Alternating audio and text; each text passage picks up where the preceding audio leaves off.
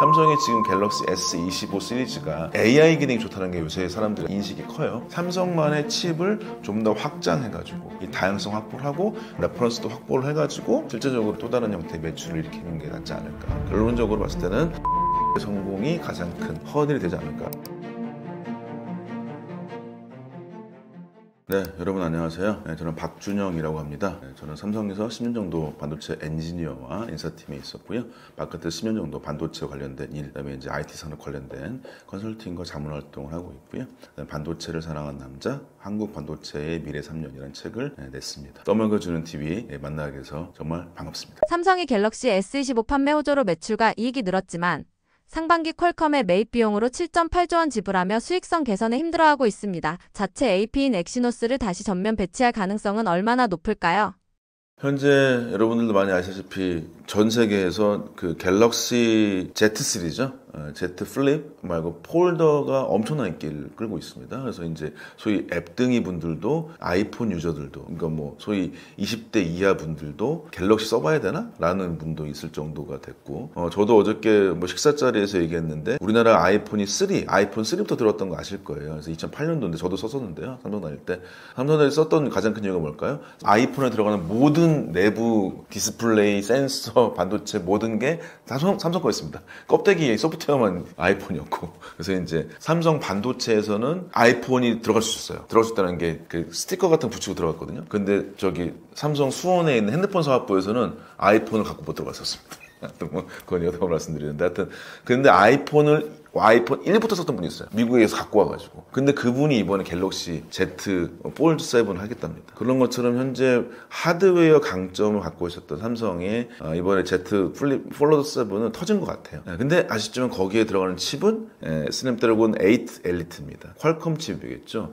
그래가지고 이제 매입 비용이 7.8조 원이라고 그래서 작년 대비해가지고도 전분기 대비해가지고도 12%가 늘었다는 게 기사들이 많이 나왔습니다. 결국 그 얘기 무슨 얘기냐? 그동안에 이제 삼성이 대표적으로 많이 아시다시피 GOS 사태죠. 2022년에 소위 게임 옵티마이제이션 뭐 시스템 해가지고요. 소프트웨어 해가지고 실제 AP 칩이라고 하는 구동할 때 게임이 가장 많이 차지하니까 게임을 돌릴 때 실제로 다른 성능들은 줄여버리는 형태. 그걸로서 벤치마킹 같은 것들을 피해 가려다가 걸렸죠. 그래서 퀄컴에 그때 이제 우리가 4나노로 기억됩니다. 4나노로 기억되는데 그 정도 했을 때 이 상태가 이 실제로 반도체에서는 정말 삼성이 다른 모든 업체들의 그 소위 신뢰성을 모두 낮춰버린 형태. 정말 이거는 안 되는 상황이었었죠. 이제 수직적인 문화의 단점을 보여줄 수 있는 것 같은데 이제 고객들은 너무 똑똑합니다. 제품 좋으면 다 써요. 네, 그래서 지금은 삼성은 그래서 이제 내부 칩들을 할 때 스냅드래곤을 대부분 썼었고 그래서 이제 여러분 보시면은 갤럭시 S25 그러니까 말하자면 그냥 일반 폰이겠죠. 일반 폰 같은 경우는 현재도 스냅드래곤 쓰고 있는 것이고요. Z 폴드 7에도 스냅드래곤 쓰고 있습니다. 그 퀄컴 거죠. 그 다음에 말씀드린 대로 플립 7에 이번에 엑시노스 2500을 탑재를 시켰어요. 결국에는 이제 수익성 개선이라는 것보다는 B2C로서 말하자면 삼성이 잘 된다면 B2B, B2C 잘 되겠죠. 개인 고객이 디바이스 산업으로서 DX 부분이겠죠. DX 부분의 실적 상승을 기대했다고 하는 것은 아주 큰 성공 거뒀습니다. 물론 거기에는 삼성 그 퀄컴 AP뿐만 아니라 당연히 아시겠지만 접어진 디스플레이 있죠. 플러스로 디스플레이 자체가 워낙 성능이 좋았고 등등 기술이 아주 뛰어나게 진행된 건 맞습니다. 근데 이제 결국에는 삼성이 돈을 많이 벌려면 내부 칩을 써야 됩니다. 자체 AP 엑시노스를 근데 그렇다면 과연 전면 배치 가능할까라고 하는 것들은 결국에 이번에 3나노 GAFS로 했었던 플립 7이 있죠. 여기서 했던 게 엑시노스 2500입니다. 다음에 나올 S26에 쓰여질 엑시노스 2600 이라고 하는 게 성공 여부가 현재는 가장 중요할 것 같습니다. 요것들을 과연 성공시킬 수 있을까라고 하는 이 여부가 삼성에서 가장 중요할 수 있을 것 같고 그렇지만 현재는 뭐 삼성이 가장 잘 됐다는 아시겠지만 반도체도 잘 되고 핸드폰 잘 되고 이 두 개 잘 되면 가장 좋겠죠. 근데 생각보다 그런 적이 별로 없습니다. 저도 이제 삼성 다닐 때 기억에 핸드폰 잘 팔릴 때 반도체가 좀 힘들었었고요. 2008년도 치킨 게임도 있었었고요. 잘 될 경우가 특별히 많지 않았는데 지금은 아까 핸드폰이 그나마 실적이 좋고 나머지 반도체가 좀 어려운 형태를 갖고 있습니다. 이런 것들이 두 가지가 잘 되는 상황이 올 수 있다면 결국에 이 AP 수주 같은 것들을 내부 칩에 부가가치 있는 칩을 만드는 게 가장 중요하겠지만 일단은 엑시노스 2600 성공의 사활을 걸어야 될 것 같고요. 그것이 돼야만이 말하자면 이 엑시노스 2층백을 설계를 시스템에서 사업부에서 진행을 하고요. 그 다음에가 삼성 파운드리 GA Fit 2나노에서 아무도 할 수 있겠죠. 여기서 가능하다면 전면 배치도 될 수 있지 않을까라고 말씀드렸습니다. 엑시노스가 퀄컴 대비 기술 및 성능 격차를 줄일 수 있을까요? 일단은 삼성에서 그 엑시노스를 쓰지 않고 퀄컴 칩을 썼다는 것은 예전부터 있던 일입니다. 특히 여러분께서 기억하시기에는 우리가 FE 시리즈라고 얘기할 수 있어요. 그러니까 좀 가격을 낮추고 단가를 낮췄던 싼 모델이 저도 이제 많이 패드 같은 거 쓰고 있는데요. 예를 들면 갤럭시 FE 모델에서는 계속적으로 엑시노스 쪽을 탑재했었습니다. 그래서 어떤 분들께서 뭐 한국 제품을 썼다 그런 건 아니고요. 그러니까 이게 한국 제품을 쓴 게 아니라 모델마다 틀렸는데 FE 모델에는 이제 엑시노스를 탑재했던 것들은 여러분께서 많이 아실 것 같습니다. 실제로 근데 이게 이 퀄컴이라는 회사를 잡으려고 정말 오랫동안 노력했던 게 엑시노스 시스템의 사업부이기도 합니다. 근데 그게 실제로 성공을 하지 못했던 건 맞고요. 근데 이거는 우리가 실제로 잘할 수 있는 못할 수 있는 것을 중장기적으로 나눌 필요는 있을 것 같긴 해요. 무슨 얘기냐면 퀄컴이라는 회사는 지금 누구랑 경쟁할 수밖에 없느냐, 지금 애플 칩과 경쟁하고 있는 것이거든요. 이 두 칩이 한마디로 얘기해서 아이폰 iOS 진영은 애플 칩이 담당을 하고 실제로 이 안드로이드 진영이죠. 안드로이드 진영 같은 경우는 퀄컴이 담당하고 있는 상태가 맞긴 합니다. 물론 삼성 칩도 포함되어 있지만 그 비율이나 우선순위가 많이 떨어지는 게 사실일 것 같긴 해요. 그 다음에 이제 두 번째가 뭐가 있느냐, 바로 여기서 이 삼성이라고 하는 사는 게 나눠볼게요. 보시면 이제 삼성 폰, 말하자면 DX 부분이 삼성 반도체가 있고요, 설계하는 데가 있고요, 생산하는 곳이 있습니다. 이 세 군데를 보시게 된다면 만약에 삼성이 삼성을 다 써요. 말하자면 삼성 폰을 쓰고 삼성 설계도 엑시노스 쓰고 삼성 파운드리 써요. 이렇게 될 수 있겠죠. 이렇게 세 가지가 있고, 그럼 만약에 이번에 울트라 시리즈는 삼성 폰을 쓰는데 여기에 퀄컴이 들어가는데 퀄컴의 설계도가 삼성 파운드리가 아니라 TSMC 쓰고 있죠. 이게 이제 가장 악재인 거죠. 네. 우리가 이제 1부 때도 말씀드렸다시피 TSMC 영업이익률이 49.8%예요. 지난 작년도에. 그럼 무슨 얘기냐? 삼성 폰이 왜 7.8조 원 돈을 내고 앉았냐? 그 얘기는 삼성 폰이 있는데 삼성 폰에 퀄컴의 설계, 그 다음에 TSMC 생산인 겁니다. 그러니까 요거는 핸드폰 값의 뭐 배보다 배꼽이 더 큰 형태이긴 한데 한마디로 여기가 성능이 제일 좋아요. 이렇게 된 상태이겠죠. 그래서 결국에는 우리가 지금 어떻게 할 것이냐. 원래는 퀄컴은 삼성폰, 퀄컴 칩 설계, 삼성 파운드리 이렇게 진행했었죠. 그래서 삼성 파운드리 매출이 그나마 있던 것이고, 다시금 지금 퀄컴도 열로 들어와서 협상을 하고 있습니다. 여전히 다시금. 왜냐면 아시겠지만 우리나라 안드로이드 폰 여전히 삼성이 가장 매출이 많기 때문에 퀄컴도 아무리 자기들이 용어리 통뼈여도 삼성 폰을 쓰고 있는데 삼성하고 협력 안 할 수는 없거든요. 근데 그게 GS 사태라고 하는 게 굉장히 큰 도화선이었겠죠. 그렇기 때문에 우리가 지금 경우의 수를 삼성 폰에 삼성 하이러키, 삼성 얘기를 해가지고 삼성 설계, 엑시노스, 삼성 파운드리냐, 퀄컴의 삼성 파운드리냐, 그 다음에 퀄컴의 TSMC냐, 여기서 어떤 것을 먼저 진행할 수 있는지, 제가 봤을 때는 이거는 다양한 옵션으로 생각해야 될 것 같습니다. 현재 옵션으로 보자면 무슨 얘기냐, 여기 성능으로 보자면 스냅드래곤 8의 엘리트나 3, 4 같은 걸 만들거든요. 요 세대가 있습니다. 여기에 생산이라고 하는 것들이 현재 삼성은 GA Fit 3나노, 그 다음에 혹은 2나노, 그 다음에 이제 여기 3나노 2나노 거죠. 여기는 퀄컴의 TSMC는 현재 핀핏의 3나노거든요. 이런 형태가 됐을 때 삼성이 수율 개선만 될 수 있다고 한다면 3나노 GA Fit이 3나노 핀핏보다 좋을 수도 있거든요. 이런 것들에 대한 우리가 기본적인 설계 성능뿐만 아니라 생산 기술의 성능까지 포함해가지고 같이 검토를 해야 될 것이고, 삼성 폰 입장에서는 자율 경쟁시켜주는 게 훨씬 더 글로벌리 봤을 때도 나쁘지 않을 것 같아요. 물론 삼성이 제일 잘하면 좋겠죠. 그렇지만은 우리가 아다시피 삼성이 이 일체화된 소위 모든 걸 다 갖고 있을 때 여기에서 모든 걸 다 갖고 있고 우리가 청성성할 거야 이렇게 할 필요 없을 것 같아요. 이 각 법인들이 각자의 기능들을 소위 얘기해서 잘할 땐 다 맞출 수 있겠지, 못할 때는 갖다 쓰는 형태로서 해서 글로벌리 트러스트, 신뢰를 쓰는 것도 굉장히 중요할 것 같아요. 그래서 현재 이런 옵셔널 체계 같은 것들을 충분히 받아들이고, 외려 이럴 것이 아니라 훨씬 더 우리나라 팹리스 회사들과 연결해가지고 더 이런 것에 옵셔널한 걸 늘릴 수 있을 것 같습니다. 왜냐하면 삼성이 지금 갤럭시 S25 시리즈가 아이폰 대비 좋다는 게 여러분 아시기 뭐죠? AI 기능이 좋다는 게 요새 사람들의 가장 인식이 커요. AI라고 하는 LLM 기반의 칩의 코어는 또 다릅니다. 이 옵션 같은 경우는 뭐 예를 들면 다른 회사들 걸 써가지고 합치겠다. 이런 것들의 IP 같은 것들을 우리가 융곡해가지고 삼성만의 칩을 좀 더 확장해가지고 삼성이 현재 시스템을 쓰지 못해 같이 하나 쓰고 이런 것들의 변경을 통해서 이 다양성 확보를 하고 공개했던 레퍼런스도 확보를 해가지고 실제적으로 우리가 또 다른 형태의 매출을 일으키는 게 낫지 않을까 말씀을 드려볼 것 같습니다. 엑시노스는 과거 발열 때문에 글로벌 공급사의 신뢰를 많이 잃었습니다. 삼성이 엑시노스를 전면 배치할 경우 미국, 중국, 유럽 등 주요 시장에서 소비자와 제조사 반응은 달라질까요? 일단 뭐 발열 사태 하고 이제 GOS 사태 특히 두 가지가 있겠죠. 그래서 예전에 발열 사태 같은 경우는 이제 핸드폰에서 배터리 터지는 사태가 있었고 엑시노스 발열 심했던 것 같은 경우는 특히 이제 GOS 사태죠. 2022년에 퀄컴의 4나노 칩 같은 경우가 그렇게 상황이 있었는데 그때 이제 모든 대부분의 실제 빅테크 회사들이나 팹리스 회사들이 고객의 신뢰를 잃었다고 볼 수 있을 것 같아요. 그러니까 여러분 보시다시피 신뢰를 잃는 데는 한순간입니다. 근데 다시금 쌓기는 어려운 것인데요. 특히 그 신뢰가 워낙에 요새는 기술 전문가들이 소위 같은 비즈니스 있지 않아도 IT 전문가들이 많으셔가지고 벤치마킹 돌릴 수밖에 없겠죠. 벤치마킹 돌렸을 때 성능을 봤을 때 여전히 만만치 않은 상태가 되고 있습니다. 그렇다면 이제 이 고객들이 실제로 삼성 폰이나 어떤 폰들의 세부 사양을 보고 이게 어느 회사 칩이라고 하는 것도 확인하고 살 정도가 됐죠.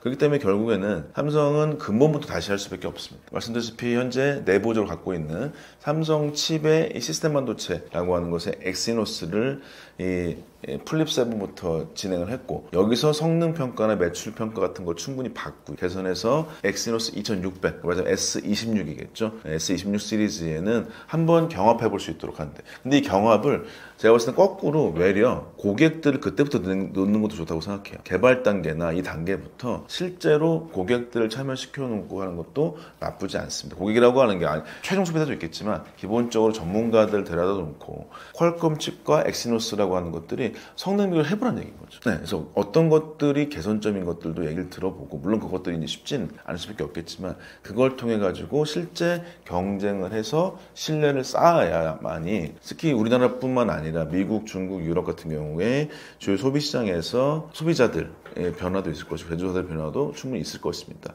왜냐하면 현재 이 소위 선단 노드를 생산할 수 있거나 선단 노드를 설계할 수 있는 회사가 정말 많지는 않습니다. 말하자면 이 디바이스라고 하는 것, 특히 AI 시대의 디바이스가 어떤 게 될지 여전히 알 수가 없는 상태인 것이고요.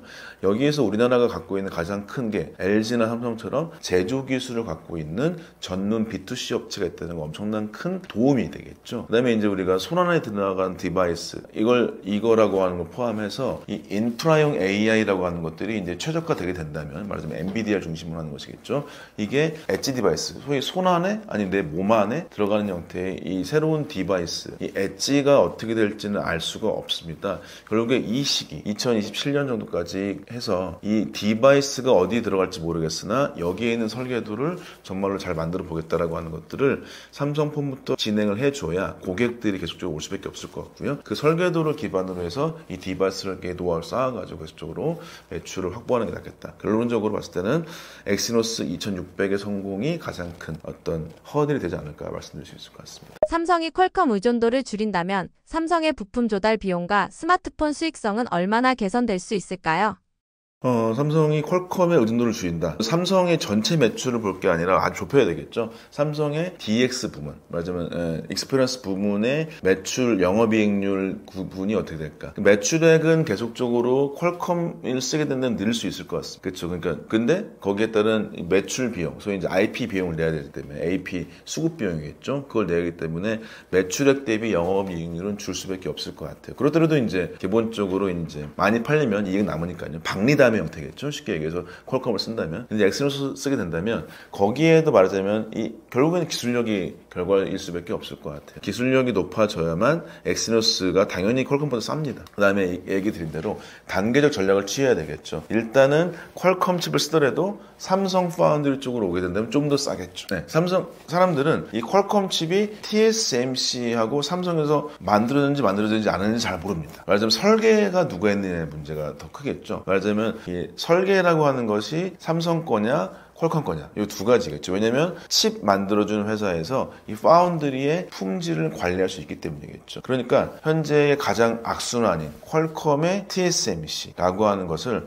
퀄컴의 삼성 파운드리를 바꾸고, 그래서 그 나중에 이것을 경합할 수 있게 한다면 삼성 시스템 반도체 엑시노스의 삼성 파운드리 요 형태로서 가보는 것을 단계적 전략으로 해가지고, 그렇게 된다면 당연히 퀄컴 TSMC일 때는 수익이 최악이겠죠. 매출은 높겠지만. 근데 여기 퀄컴의 삼성 파운드리 온다면 아시겠지만은 삼성 DX분으로 봤을 때는 매출액은 유지될 수 있는데 이익률이 올라갈 수 있겠죠. 맨 마지막으로 성능이 좀 떨어진다고 생각했을 때는 여기는 매출은 삼성 시스템 반도체의 엑시노스의 그다음에 삼성 파운드리 요것들이 좀 떨어지긴 하겠지만 기본적으로 어느 정도 우리가 실제적으로 이 매출은 좀 줄더라도 이익률이 상승하지 않을까, 이런 것들을 우리가 최적화할 수 있는 전략들도 많이 필요할 것 같습니다. 삼성이 올해 상반기에만 퀄컴의 준 매입비가 7.8조 원으로 지난해 6.2조보다 29% 증가했습니다. 신매입비가 영업이익 7.4조보다 많은 것으로 남는 것보다 준 돈이 더 많은 것입니다. 이번 퀄컴 의존 손실을 계기로 삼성은 모바일 AP 전략을 장기적으로 어떻게 재편할 가능성이 높을까요?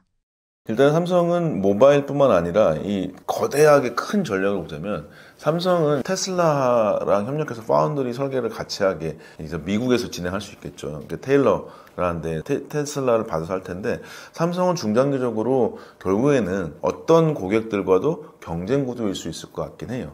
우리가 이제 얘기했던 린 홍원 같은 경우가 삼성은 다 잘하려고 하니까 안 된다. 물론 맞습니다. 중요한데요. 근데 지금 전 세계적인 변화라고 하는 것들이 결국에는 설계 회사라고 하는 것들이 정해져 있다고 한다면, 그 다음에 여기서 실제로 디바이스 회사가 있고 설계 회사가 생산 회사가 있다고 친다면, 말하자면 엔비디아, TSMC, HBM 만든 하이닉스가 있다고 친다면, 이 회사들이 점점 어느 정도 약간의 진영을 구축하고 있는 것도 충분히 있긴 있습니다. 여기에서 삼성 같은 경우 전략은 결국에 테슬라나 애플처럼 우리가 무언가를 해보지 될까라고 하는 거가 필요할 수 있을 것 같긴 해요. 그래서 모바일 AP라고 하는 거는 가장 기본적으로는 우리가 이 엑시노스라고 하는 게 퀄컴과 어느 정도 유사한 정도 성능까지 올라갈 수 있는 거, 이게 가장 중요할 수 있을 것 같긴 한데, 이 모바일 AP만 볼 것이 아니라 소위 AI용 엣지 디바이스의 반도체를 우리가 어떻게 설계할 것인가 문제가 될 수 있을 것 같아요.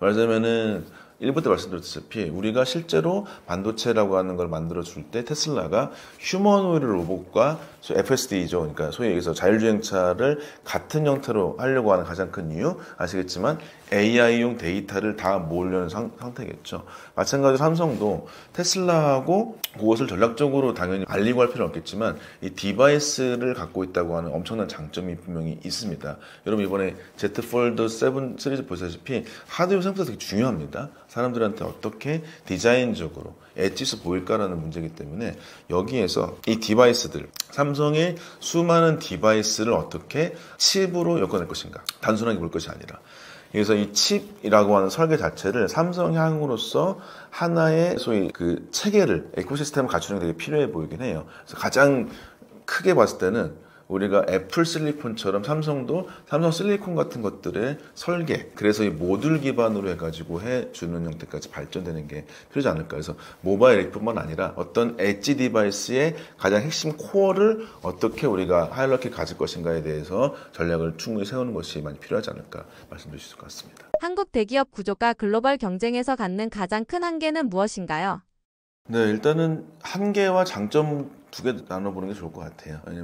왜냐면 일단은 이 국내 대기업들은 그동안 소위 이제 글로벌 경쟁까지 할 정도로 엄청나게 급하게 성장했던 게 맞습니다. 말하자면 뭐 삼성전자를 필두로 해서 현대차, SK하이닉스 등등이 아주 우수한 인력들이 모두 대기업에 몰리면서, 그다음에 이제 거대한 투자를 통해서 실제 글로벌까지 소위 쫓아가는 형태. 추격자 때까지는 그 대기업 전략이 아주 유효했었습니다. 그게 없었으면 이렇게 빨리까지 성공해서, 우리가 여러분들 생각해보세요. 반도체를 만들 수 있는 나라, 전자제품 만들 수 있는 나라가 해외에 몇 개 안 돼요. 반도체만 보시더라도 여러분 생산할 수 있는 나라가 우리나라, 대만, 이제는 잘 안 될 것 같은데 일본, 그 다음에 미국도 잘 안 돼서 다시금 리쇼링 한 거죠. IRA-법 같은 걸 해서 마지막에 중국. 5개 나라 말고는요 반도체 생산이 안 돼요. 전자제품 뭐 다시금 일본이 좀 좋아지는 것 같긴 하지만 전자제품은 누가 만들죠? 우리나라가 제일 잘 만듭니다.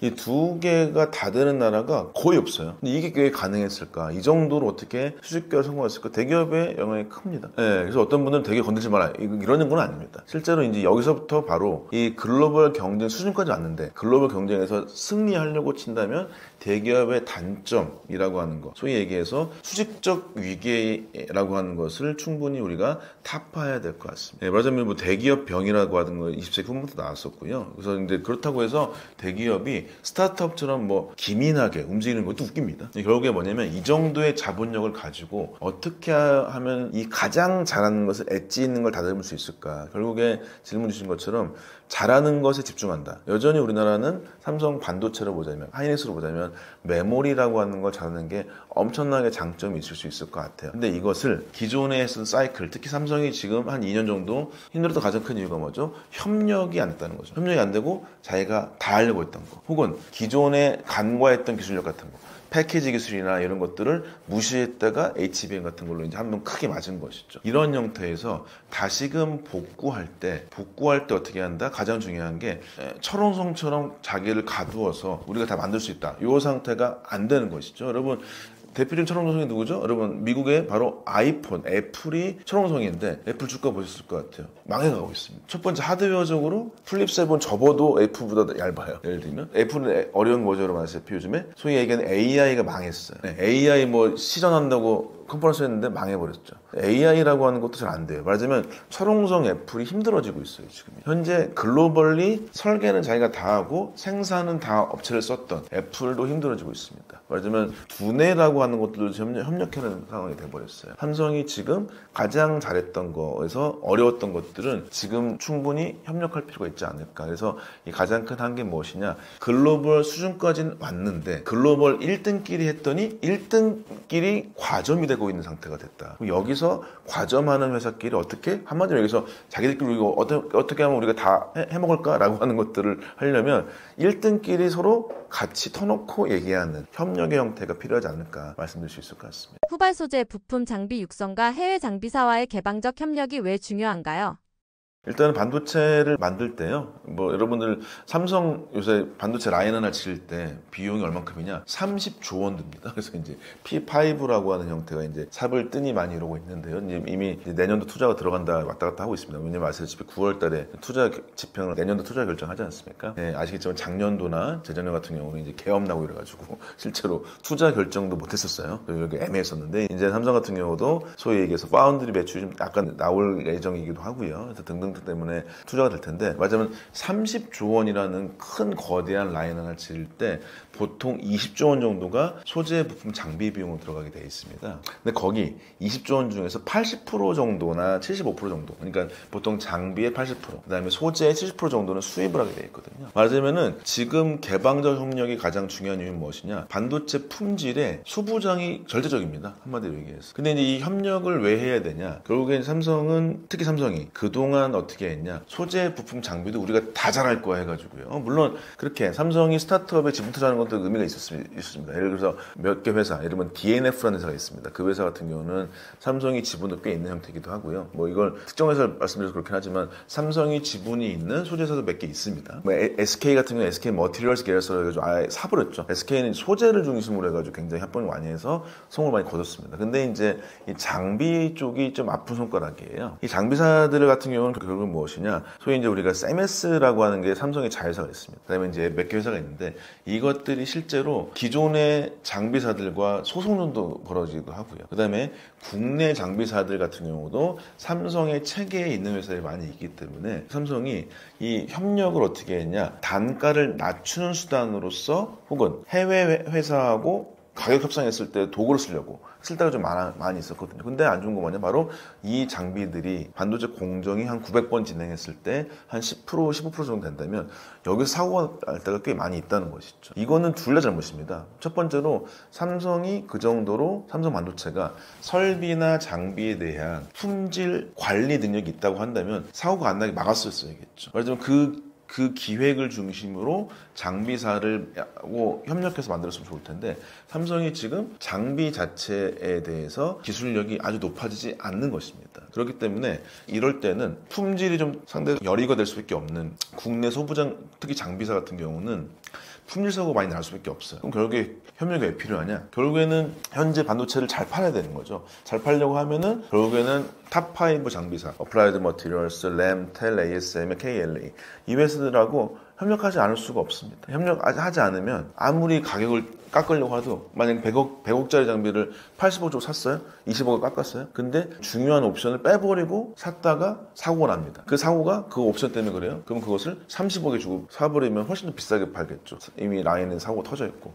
이런 형태의 소위 눈속임도 가능할 수밖에 없거든요. 근데 이제 예를 들면 TSMC 같은 경우는 그렇게 하지 않았습니다. ASML이 어려울 때 장비 개발이나 아이디어를 통해서 ASML 장비에 EUV가 나오기 전에도 장비 기존의 ARF라고 하는 불화 아르곤 장비의 이머전, 소위 불화 아르곤 액침이라는 기술까지 같이 개발할 정도로 도움을 주셨었고요. 이러한 형태의 협력이 돼야만 결국에 상생이 될 수밖에 있지 않을까. 그래서 무조건 개방적 협력이 필요할 수밖에 없고 이것은 단계적으로 접근해야 된다고 생각합니다. 그래서 900개 공정이 정확히 있다. 그럼 수백 대 장비가 필요하다. 공정에. 그 다음에 이게 확대돼서 양산에 수천 대가 필요합니다. 그럼 수백 대 장비 중에서 꼭 국산을 할 수가 있는 레벨과 할 수 없는 것을 정확히 구분해야 됩니다. 이런 것들을 통해서 협력을 하고 제값을 주고 사고 이렇게 하는 것들이 필요해 보입니다. 삼성과 SK하이닉스가 자회사 중심이 아닌 외부 협력 구조로 전환해야 할 필요성은 어느 정도일까요? 네, 일단은 삼성 같은 경우는 소재사 같은 경우는 삼성 SDI 쪽이 이제 소재사 쪽이 좀 있습니다. 있는 편이고, 그다음에가 이제 부품과 장비 쪽, 특히 장비 쪽으로 세메스라는 회사가 자회사로 가지고 있어요. 그러니까 관계사라고 보통 얘기하죠. 그룹 관계사하고 자회사가 분명히 있고, SK하이닉스는 주로 소재사가 SK 머티리얼스 계열사가 많이 있습니다. 근데 이제 이 자회사들은 기본적으로 소재사는 저는 좀 어느 정도 나쁘지 않다 생각을 많이 해요. 그런데 이제 특히 장비사 같은 경우는 우리가 많이 고민해야 된다. 왜 그러냐? 실제 이제 반도체를 만드는 거는 한국과 대만이 정말 잘 만들고 있죠. 얼마 전에도 트럼프 대통령이랑 이제 실제 국무장관들이 나와서 이렇게 얘기했는데, 아니 가장 중요한 반도체를 만드는데 아시아에서 특히 대만에서 99.9% 다 만들고 있지 않냐. 이거는 안 된다. 그러니까 우리가 미국에서 만들어야 돼. 얘기했던 거 있지 않습니까? 그렇게 얘기한 것처럼 실제로 한국과 대만이라고 하는 아시아가 반도체를 잘 만듭니다. 그러면 이제 글로벌 장비사 탑5가 만약에 매출이 어디서 많이 일어날까요? 당연히 한국과 대만에서 일어나겠죠. 그래서 여기가 아시아 법인들을 많이 만들어요. 그럼 무슨 얘기냐? 우리가 아시아 법인을 만듭니다. 근데 반도체 장비라고 하는 거는 모든 장비가 다 조립돼서 오지 않죠. 거대한 장비다 보니까 모듈이 와가지고 조립을 하게 돼 있거든요. 그러면 이 모듈이라고 하는 게 조립을 해서 삼성이나 하이닉스 팹에 들어와서 조립을 할 텐데, 실제로 얘네 장비사들이 아시아 퍼시픽 법인을 어디에 두를까? 보시면 우리가 대만, 한국, 일본, 중국 있을 때, 중국 당연히 어렵겠죠. 대만도 양안가들 때문에 힘듭니다. 이 사무실이 있어요. 일본과 한국인데 일본은 생각보다 생산체계가 많이 있진 않아요. 요즘 부랴부랴 만들고 있긴 하지만 결국에 한국의 법인들이 꽤 있어요. 예를 들면은 램 리서치라는 회사도요. 이쪽에 이제 법인을 세우고 있고요. 어플라이드도 검토하고 있고, ASML 같은 경우 트레이닝 센터가 있습니다. 그다음에 이제 업계 6등인 ASM이라는 회사가 있어요. 거기도 오산 쪽에도 이제 생산법인 같은 것들을 검토하고 있기도 합니다. 실제로 만들어져 있기도 하고요. 거대한 장비 펌프 회사라고 할 수 있는 에드워드라는 회사도 있는데 거기도 천안 쪽에 생산법인이 있어요. 무슨 얘기냐면 실제 여기서 반도체 생산이 일어나는 지역에서 그나마 안정한 지역, 한국의 법인을 만듭니다. 그러면 예를 들면 어플라이드 머티리얼이라는 회사가 굳이 전 모든 부품을 다 미국에서 갖고 올 필요 없어요. 결국에 한국의 부품사를 자기의 업체로 쓸 수가 있겠죠. 그건 무슨 얘기냐? 자회사로서 장비사가 있는 게 아니라 내부 부품이 핵심이거든요. 이 부품을 우리나라가 만들 수 있다면 우리나라의 소부장 경쟁력이 늘어납니다. 말하자면 우리나라 국내 장비사만 볼 게 아니라 해외 장비사가 들어와서 여기에서 부품사들을 자기가 국산화, 내재화 시켜주면서 우리나라 부품사들의 매출이 늘어나고, 그러면 이게 근본적인 기술 경쟁력이 상회가 될 수 있을 것 같거든요. 그래서 이러한 협력 구조라고 하는 것들이 실제 해외사들이 들어와가지고 더 근본적인 볼트나 너트부터 해가지고요. 아니면 부품부터 해가지고 여기서부터 실제로 모듈품에 대해서 우리나라의 매출이 늘어나게 해서 부품사들을 두텁게 하고, 이렇게 계속 발전하는 것들을 우리가 한번 진행해 보는 것도 꽤 필요할 것 같아가지고요. 현재 협력 구조 같은 것들 다시금 우리가 개방적으로 볼 필요 있겠다 말씀드릴 수 있을 것 같습니다. 국내 반도체 생태계에서 장비 소재 설계 기업과의 협력을 강화하려면 어떤 정책적, 산업적 지원이 필요한가요? 국내 반도체 생태계 같은 경우는 결국에는 반도체라고 하는 걸 만들 수 있는 나라가 몇 개 안 남아있다. 근데 그 중에서 특히 제품의 글로벌 수준되어 있는 거는 삼성과 SK하이닉스가 됐다고 하는 건 굉장히 큰 축복입니다. 그 다음에 현재의 국산화율 같은 경우는요, 2023년 기준이긴 한데요. 보통 장비 국산화율이 22%, 소재 국산화율이 보통 34% 정도 잡습니다. 그래서 아까 말씀드렸다시피 장비는 대부분 80% 이상, 그다음에 소재는 70% 전후 해가지고는 이제 주로 미국과 일본, 네덜란드 쪽에서 많이 각국이 돼 있는데요. 맞으면은 이 생태계라고 하는 것들을 고민하게 된 거는 특히 2008년 전후라고 볼 수 있을 것 같아요. 2008년 전후가 무엇이냐? 삼성을 중심으로 해가지고 어떤 회사와 기술 유출 사고가 난 적이 있었습니다. 그래서 이제 그 회사하고 실제 재판까지 갔었고, 뭐 잘 알던 분께서도 재판까지 많이 갔었는데, 근데 그때 삼성이 취했던 전략이 무엇이냐? 그 회사와 비즈니스 끊을 수는 없으니까요. 협력은 덜 한다라는 거였습니다. 서로 벽을 쌓는 경우를 많이 쌓았는데요. 그러면서 이제 뭐 국산화 같은 거 알아봤는데 품질 사고도 많이 나게 됐고요. 이런 형태가 좀 되긴 됐습니다. 결국에는 지금은 우리나라에서 할 수 있는 거 전폭적 지원은 맞으나 글로벌 수준이 될 수 있는 업체와 기술 목록을 아주 명확하게 해야 됩니다. 무턱대고 국산화는 안 됩니다. 그것이 실제 모든 생태계를 갉아먹을 수 있을 것 같아요. 그래서 실제 우리 한반도체 같은 회사처럼 앞선 기술력을 할 수 있는 소위 중견기업이나 뭐 이제 대기업 까지 될 수 있었겠지만 이 회사 몇 군데를 집중적으로 키워주는 게 굉장히 필요하다고 봅니다. 그 얘기 무슨 얘기냐? 이 장비사는 아주 핵심 기술, 그 다음에 따라올 수 없는 기술. 예를 들면 여러분 노광 장비 쉽게 따라올 수 없거든요. 거기는 실제로 사는 게 나을 수도 있습니다. 우리나라가 현재 기술 자립도나 국산화율 같은 것을 따져가지고 가능한 한, 먼저 도달 가능한, 혹은 아니면 핵심일 것 같은 거, 이런 쪽을 기반으로 해서 장비사는 아주 큰 규모입니다. 여기는 거의 이제 하면오체나 아니면 이제 거의 뭐 어플라이드 수준까지 키울 수 있는 것들을 몇 개 회사만 일부로 해가지고 육성해야 할 것이고요. 그거보다 더 중요한 건 제가 봤을 때는 바로 설계와 소재와 부품입니다. 아까 부품 말씀드렸다시피 글로벌 회사가 탑5 장비사가 들어오더라도 다 들어오게 해라. 거기서 부품 국산화부터 시작해서 근본을 쌓자라고 하는 게 분명히 있고요. 그다음에 두 번째 소재 같은 경우는 소재는 장비나 부품보다는 조금 더 낫습니다. 왜냐하면 물론 여기 만드는 레시피가 굉장히 쉽지 않긴 하지만 소재라고 하는 것들은 한번 생산이 되게 되면 계속 매출이 발생할 수밖에 없고 이익률이 높거든요. 그 다음에 이제 레시피를 조정할 수 있기 때문에 기계 공업 장치, 말하자면 볼트너트 같은 게 정밀하게 만들기 생각보다 쉽지 않습니다. 정밀화학이 접근이 나올 수 있을 것 같아요. 그래서 저도 이제 몇몇 컨설팅을 통해 가지고 소재 같은 것들이 잘 되는 회사들 몇 개씩 있습니다. 그 회사들을 발굴해서 집중 지원하는 것들이 필요하다라고 볼 수 있을 것 같고, 마지막으로 설계는 결국에 설계라고 하는 게 모든 칩을 우리가 다 할 수는 없겠다라고 볼 수 있을 것 같아요. 그렇다면 이 설계 회사 같은 경우가 결국에 삼성이라는 회사를 잘 써먹겠다. 무슨 얘기냐? 삼성이 전체 칩의 AP를 모두 다 만들 필요는 없을 수도 있습니다. 거기에 예를 들면 뭐 리벨리온이든 퓨리오사든 혹은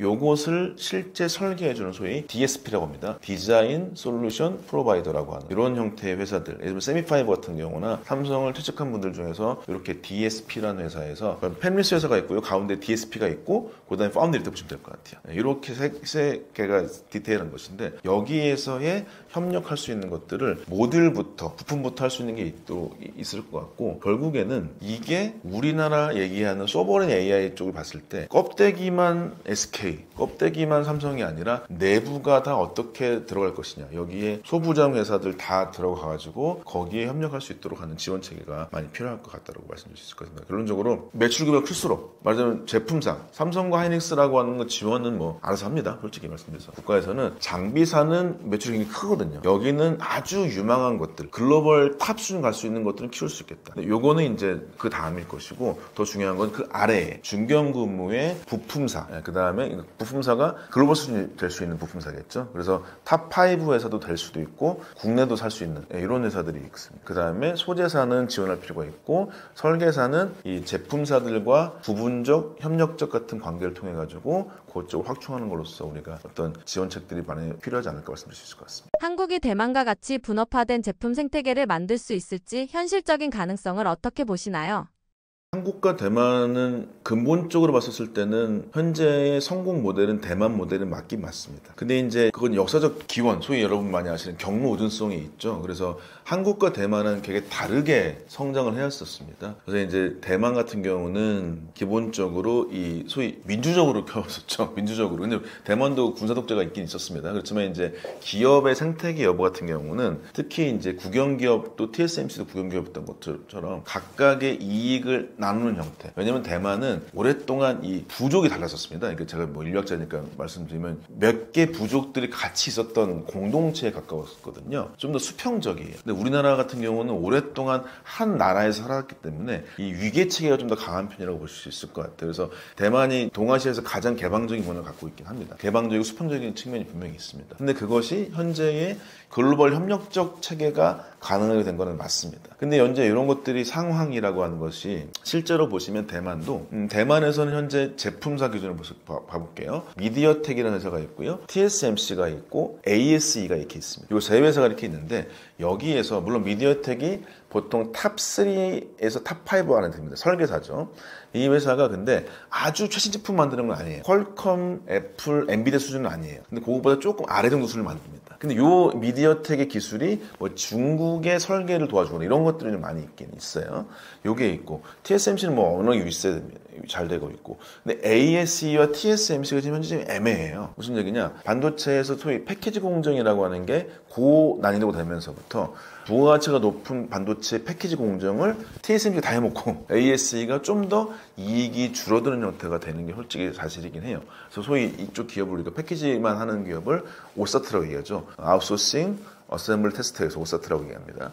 이 회사들의 이익률이 생각보다 줄어들고 있어요. 말하자면은 이 전체 이 구도 내에서, 이 전체 구도 내에서 실제 패키지 회사라고 하는 것과 팹리스 회사가 대만이 정말 아주 뛰어난가? 이건 우리가 고민할 필요는 있을 것 같아요. 말하자면 이 분업 체계에서 제품 체계에서 TSMC에 엄청난 건 있습니다. 근데 거기에서 분명히 TSMC를 제외한 나머지 것들은 어느 정도 우리가 따라잡을 수 있다고 생각이 많이 들긴 해요. 그게 하나 있고 두 번째로는 여기에서 실제 생산에 있는 소부장이 없는데도 잘하고 있다. 그건 결국에는 생태계를 제값을 주고 수평적으로 하고 있다라고 하는 것들이 장점 분명히 있을 것 같습니다. 이렇게 있다. 그럼 여기를 한국의 조직에 본다면 첫 번째로 분업화된 제품이라고 해가지고요. 메모리 산업을 설계 생산 나눌 필요는 없습니다. 그러자면 오해하실 수 있는 게 현재 시스템 반도체가 워낙에 잘 되고 중요하다 보니까 무조건 설계 회사 따로 있어야 되는 거 고민하시겠지만 메모리 생산에 있어서 설계와 생산이 같이 되는 건 되게 중요하거든요. 그래서 이제 설계와 생산을 같이 붙여놓는 메모리 산업은 여전히 유지해야 됩니다. 네. 맞으면 무슨 얘기냐? 수주받는 메모리, 뭐 HBM 같은 거라도 파운드리형 메모리도 결국에 일정 부분에 소위 GPU 같은 엔비디아 같은 회사나 브로드컴 같은 회사가